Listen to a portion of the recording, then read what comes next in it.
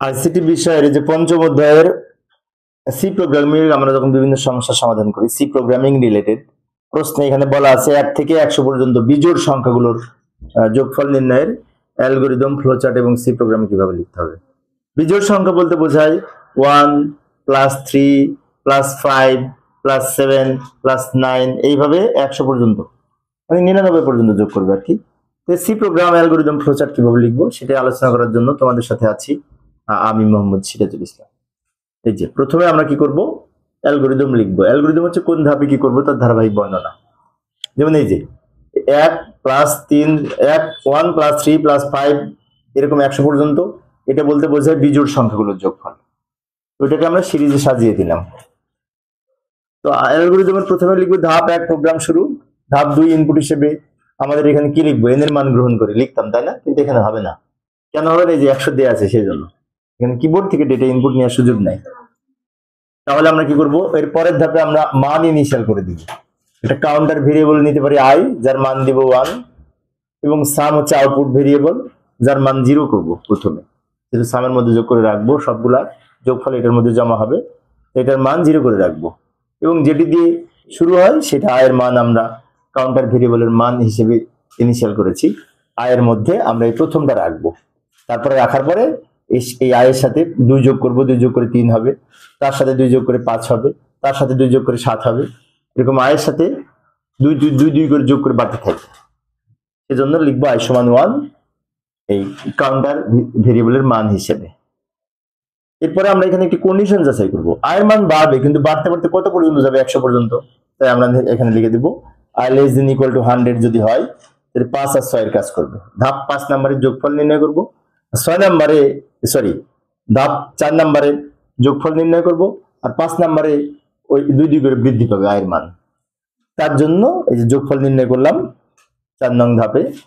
যোগফল নির্ণয়ের সূত্রটা হচ্ছে সাম সমান সাম প্লাস আই। সামের মান যা ছিল 0, 0 সাথে এই 1 যোগ করবে, মানে কি এই 1 যোগ করবে, যা হবে সেটা সামের মান। সেই সামের মানের সাথে আবার 3 যোগ করবে, যা হবে সেটা সামের মান। সেই সামের মানের সাথে আবার 5 যোগ করবে, যা হবে সেটা এই সামের মান। সামের মানটা কিভাবে নির্ণয় হচ্ছে, এই সামের আগে যে মান ছিল তার সাথে সবসময় এইগুলি যোগ হতে হতে যাচ্ছে। এখন এগুলি কিন্তু প্রত্যেকটা আই। কেন আই? আয়ের মান ছিল 1, তারপর এখানে আয়ের মান 1 বেড়ে 2 বেড়ে 3 হবে। আয়ের মান ছিল 1, 1 এর সাথে 2 যোগ করে কত হলো? 3 নিয়ে এখানে কন্ডিশন যাচাই করবে।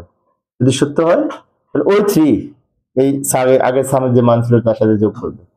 যোগ করে আয়ের মান আবার 2 বৃদ্ধি করে 5 হবে। 5 নিয়ে আবার এখানে কন্ডিশন যাচাই করবে।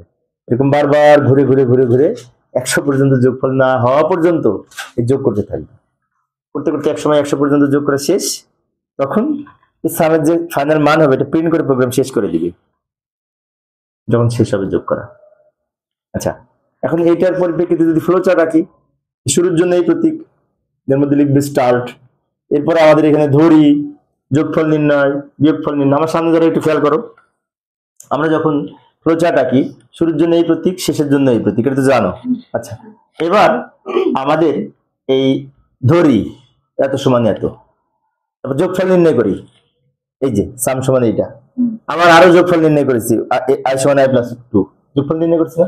যোগফল নির্ণয়, ভাগফল নির্ণয়, গুণফল নির্ণয়, ধরি এত সমান এত, এইগুলা কথার জন্য এই প্রক্রিয়াকরণ প্রতীক কি বললাম? আর প্রক্রিয়াকরণ প্রতীক হচ্ছে আয়তাকার। আয়তাকার সেজন্য দেখবে এটার জন্য, এটার জন্য, এটার জন্য 3টা আয়তাকার প্রতীক হবে। খেয়াল করছো আগে যখন আঁকছো? এরপরে কন্ডিশন যাচাই করবো, সিদ্ধান্ত যাচাই করবো। সিদ্ধান্ত কি যাচাই করবো? এইটা। এখন এটা যদি সত্য হয় এদিকে এসে এই যোগফলটা নির্ণয় করবে। তো যোগফল নির্ণয় করার জন্য আবার আয়তাকার প্রতীক দেখছো? আবার এই যে আয়ের মান 2 করে বৃদ্ধি করছে, এটা যোগফল নির্ণয় করছে। ওই যোগফল নির্ণয়ের জন্য আবার আয়তাকার প্রতীক। কেন এই দুটো আয়তাকার হচ্ছে এই 3টা বুঝতে পেরেছো? কারণ এইগুলা ধরি, যোগফল নির্ণয়, সেজন্য প্রক্রিয়াকরণ প্রতীক। কি প্রতীক? প্রক্রিয়াকরণ। না, 2 করে বাড়ছে যে। দেখো আয়ের মান কত ছিল? 1 এর সাথে 2 যোগ করে না 3 হয়েছে। এখানে যদি থাকতো 1 যোগ 2 যোগ 3 সিরিয়াল নাম্বার দিয়ে থাকতো, তাহলে এখানে লিখতাম আই সমান আই প্লাস 1, এক এক করে বাড়তো। কিন্তু এখানে কত করে বাড়ছে? সেজন্য i সমান i প্লাস 2, এটা ঠিক আছে। i এর মান ছিল কত? 1, 1 এর সাথে 2 যোগ করে 3 হলো।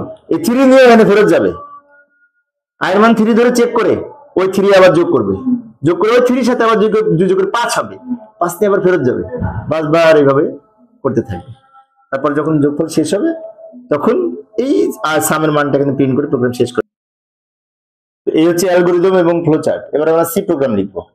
সি প্রোগ্রাম লেখার জন্য ইনক্লুড stdio.h লিখবো, মেইন ফাংশন দিয়ে প্রোগ্রাম স্টার্ট করব। এটা হচ্ছে হেডার ফাইল, মেইন ফাংশন দিয়ে প্রোগ্রাম স্টার্ট করলাম। এরপর আমরা ডেটা টাইপ হিসেবে int নিব, ইন্টিজার টাইপ ডেটা, কারণ এটা পূর্ণ সংখ্যা। এখানে দুইটা ভেরিয়েবলের নাম লিখবো, একটা হচ্ছে কাউন্টার ভেরিয়েবল i, এর মান আমরা 1 দ্বারা নির্ধারণ করে দিব, আর এগুলো যোগ করে রাখার জন্য আরেকটা ভেরিয়েবল দিব সাম, এবং সামের মান আমরা 0 করে রাখবো। এরপরে ফর লুপের গঠন লিখবো, কারণ আমাদের এখানে 100 পর্যন্ত যোগ করার জন্য ফর লুপ ব্যবহার করবো আমরা। ফর লুপের গঠনটা হচ্ছে ইনিশিয়ালাইজেশন, এই ব্র্যাকেটের মধ্যে, এটাকে ব্র্যাকেট বলি আমরা, ফার্স্ট ব্র্যাকেট, কিন্তু এটার প্রোগ্রামিং এর ভাষা এটার নাম হচ্ছে প্যারেনথিসিস। ফার্স্ট ব্র্যাকেট আর প্যারেনথিসিস বলা হয়। যাই হোক, আমরা এখন এখানে এই i এর মান 1 দ্বারা ইনিশিয়াল করব। তারপর কন্ডিশন লিখবো i less than equal to 100, মানে i এর মান বাড়তে 100 পর্যন্ত যাবে, এবং এই কন্ডিশন যতক্ষণ সত্য হবে ততক্ষণ এই লুপ বডিতে যোগফল নির্ণয় করবে। যোগফল নির্ণয়ের সূত্র হচ্ছে সাম সমান সাম প্লাস i, অর্থাৎ এই সামের মান 0 বসিয়ে তার সাথে প্রথমে 1 যোগ করবে, যা হবে সেটা এই সামের মান গণ্য হবে। আবার ওই i এর মান 1 এর সাথে এই 2 যোগ করে 3 হবে, 3 এখানে i এর মান বসিয়ে কন্ডিশন যাচাই করবে, যাচাই করে দেখবে সত্য কিনা। যদি সত্য হয় ওই আগে যে সামের মান ছিল তার সাথে ওই 3 যোগ করবে, যোগ করে আবার i এর মান 2 বৃদ্ধি করে কন্ডিশন যাচাই করবে। i এর মান বারবার 2 বৃদ্ধি করবে আর কন্ডিশন যাচাই করবে। সত্য হলে মানে কি 100 পর্যন্ত যতক্ষণ যোগফল না হবে ততক্ষণ এই যোগফলের যোগ নির্ণয় করতে থাকবে। এক সময় 2 করে বাড়তে 101 হবে, 102 হওয়ার সুযোগ নাই, কারণ এক বিজোড় সংখ্যাগুলি যাচ্ছে। 101 হবে, 101 যখন হবে তখন এই 100 চেয়ে 101 বেশি হয়ে যাবে, এদিকে বেশি হলে যোগ করবে না করে এই যে সামের মান এটা প্রিন্ট করে প্রোগ্রাম শেষ করে দিবে। এই সামের মানটা এখানে প্রিন্ট করে, যেহেতু পূর্ণ সংখ্যা, %d হচ্ছে ফরম্যাট স্পেসিফায়ার, এটি পূর্ণ সংখ্যাটা এটা আউটপুট এবং ইনপুটের জন্য ব্যবহার করা হয়। এই যে সামের মান, এটার মান এখানে দেখাইলাম, অর্থাৎ এটার মান এখানে প্রিন্ট করে প্রোগ্রাম শেষ করবে, রিটার্ন 0। এই হচ্ছে আমাদের সি প্রোগ্রাম। তোমরা যারা লিখছো এটা মিলাই দেখো ঠিক আছে কিনা। ঠিক আছে, এইভাবে আমরা সি প্রোগ্রাম লিখতে পারি। যদি এখানে সংখ্যা থাকে, এখানে যদি n থাকতো আরো 2 লাইন হতো, ইতিপূর্বে কিন্তু আলোচনা করেছি n থাকলে কি হবে, এবং তখন এখানে 100 এর পরিবর্তে n হতো।